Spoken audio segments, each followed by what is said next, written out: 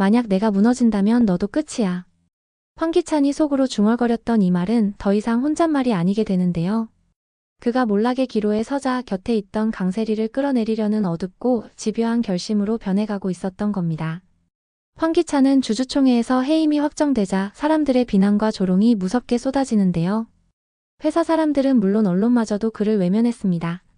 황 회장, 이제 끝난 겁니까? 기자들의 질문은 날카로운 화살처럼 그의 가슴을 파고들었는데요. 그는 대답 대신 피곤하게 웃어 보였습니다. 그러나 그 웃음 뒤에는 치밀한 복수의 불꽃이 번져가고 있었던 거죠. 집으로 돌아온 황기찬은 텅 빈 거실에 앉아 술잔을 들고 자신을 바라보는 강세리에게 말했습니다. 세리야, 너도 알잖아. 이 회사, 이 집 다 나 혼자만 할 건 아니었어. 네가 없었다면 여기까지 못 왔겠지. 그런데 말이야, 내가 이렇게 무너진다면 너도 무너져야 하는 게 맞지 않겠어? 강세리는 그 말에 순간 얼어붙었습니다. 그녀도 몰락의 그림자가 자신에게까지 들이우고 있다는 걸 예감했는데요. 하지만 에서 태어난 척하며 무슨 소리야. 지금은 네가 어떻게 살아남을지만 고민해야 할 때잖아 라고 말했죠. 그러나 황기찬의 눈빛은 이미 차갑게 식어 있었습니다. 그는 주주총회에서 모든 진실을 폭로하겠다는 계획을 세우고 있었는데요. 특히 강세리가 자신과 함께 저질렀던 비리와 은밀한 거래들을 드러내어 함께 파멸의 수렁으로 끌어들이려는 의도였던 겁니다. 반면 강재인은 아버지 강 회장이 남긴 유산을 손에 넣고 나서도 마음이 무겁기만 했습니다. 단순히 돈의 문제가 아니라 아버지가 평생 지켜온 가치와 뜻을 이어받아야 한다는 책임감 때문이었는데요. 도윤이 옆에서 이제 시작이에요. 여기서 멈추면 안 되잖아요 라고 말할 때마다 재인은 더욱 단단히 마음을 다잡았습니다. 재인은 황기찬을 무너뜨리기 위해 미란, 오성과 긴밀히 협력했습니다. 미란은 내부 감사 결과를 공개했고 오성은 주주들을 설득했는데요. 하지만 그 과정에서 늘 불안한 마음이 재인을 괴롭혔습니다. 황기찬이 쉽게 쓰러질 사람이 아니라는 걸 누구보다 잘 알고 있었기 때문이죠. 주주총회 전날 밤 황기찬은 강세리와 단둘이 술자리를 가졌습니다. 그는 일부러 세리의 마음을 흔드는 말을 던졌는데요. 세리야, 우리 둘만 아는 비밀들 있잖아. 그거 내가 입 열면 넌 어떻게 될까? 세리는 겉으로는 나를 협박하려는 거야? 라고 날카롭게 대꾸했지만 속으로는 손이 떨려왔습니다. 그녀는 자신이 지켜온 모든 것이 무너질 수도 있다는 공포를 느꼈던 거죠. 그날 밤 세리는 혼자 방 안에 틀어박혀 있었습니다. 설마 정말 폭로할까? 아니야, 그럴 리 없어. 그 사람도 날 사랑했잖아. 하지만 떠오르는 건 기찬의 차가운 눈빛뿐이었습니다. 그녀는 처음으로 진심 어린 두려움에 휩싸였는데요. 주주총회 당일 회의실 분위기는 살얼음판 같았습니다. 미란이 다시 한번 내부 감사 결과를 발표했고 제인은 담담하게 황기찬을 바라봤습니다. 하지만 황기찬은 예상과 달리 침착하게 웃으며 자리에서 일어섰습니다.